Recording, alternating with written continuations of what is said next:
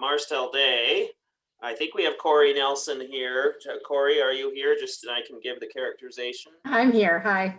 All right, here's Corey. Oh yeah, I saw you before. Okay, so your USAID project, the feedback and grievance redress. It sounds like you listened to lots of complaints with this one, but go ahead, let us know how this project evolved. It's good because people need to be listening to complaints, especially when you're dealing with resource-based conflict issues. So this project is actually sort of a twofold joint effort with the World Bank and USAID. So we had designed for the World Bank for any country that receives money, World Bank money specifically, for REDD+. And REDD+ is for reducing emissions from deforestation and forest degradation. They have to do a series of readiness assessments. And so that includes things like MRV, strategic environmental and social assessments, very large assessment that takes place. And then the other one is the feedback, grievance, and redress mechanism. And essentially what that's meant to do is to look at some of the unintended consequences that could happen as a result of development, especially around REDD+.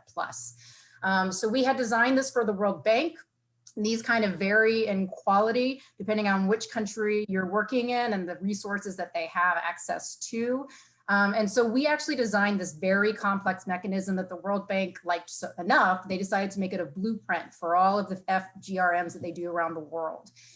So for USAID, underneath the USAID Rise Challenge, they made a call for people with innovative and sort of new advanced technology ideas for how to address some of those unintended consequences as it relates to gender and the environment. So really sort of examining those linkages because it's pretty emerging. There isn't a lot of research around that. And what we told them we could do is to take this mechanism that we had designed and then make it, look at it through a gender-based violence lens to make it more inclusive, more responsive to those very sensitive and specific needs, and to help build out the research on the connections between gender and the environment. So we piloted this project in Fiji. So I'd like to say thank you, one, for accepting the award. I think we're a little unique maybe because we're an international project, so we really appreciate the honor. And I also want to say thank you on behalf of the Government of Fiji, because they are obviously a close partner that we work with, along with several different NGOs and universities in Fiji specifically. And then our partner, WIHER, which is a gender group that we work with on a lot of these issues. So as you can see, this is sort of our Marstel-Day team. We gave a lot more credence to the members that are in country right now. COVID-19 made this another interesting project because most of these types of activities happen in country. And we haven't been able to get into Fiji.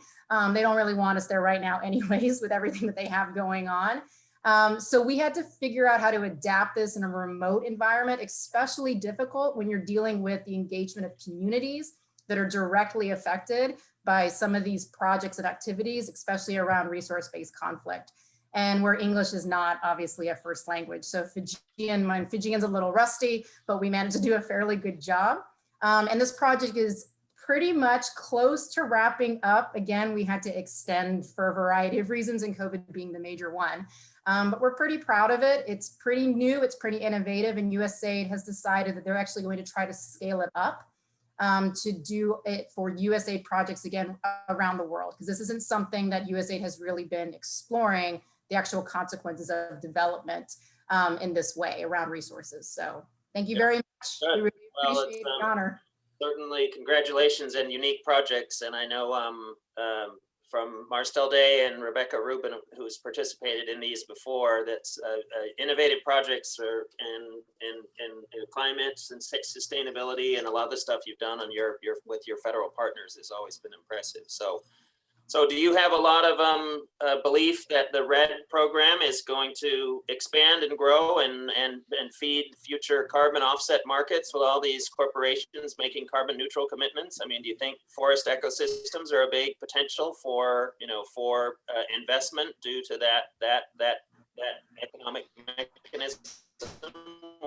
Or it's a big question, I know, but what's your 20-second answer? Well, is that a yes or a no? It's a really good question. I'd have to admit, actually, I'm a little bit more of a recent convert. I think I had a lot of issues with REDD+ early on in my career, especially because it deals with working with more of the indigenous populations and some of the more vulnerable groups, where REDD+, the money that was coming in wasn't actually trickling down to those communities, people directly.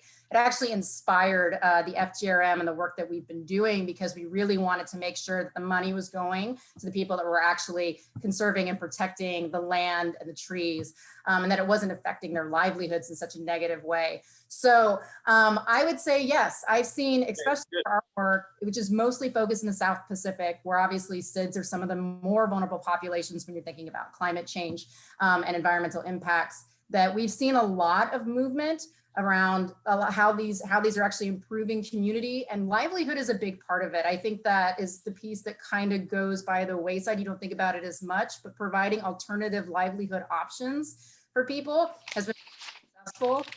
So there's all these other benefits that they're actually receiving in addition to any sort of monetary benefits that are the result of REDD+.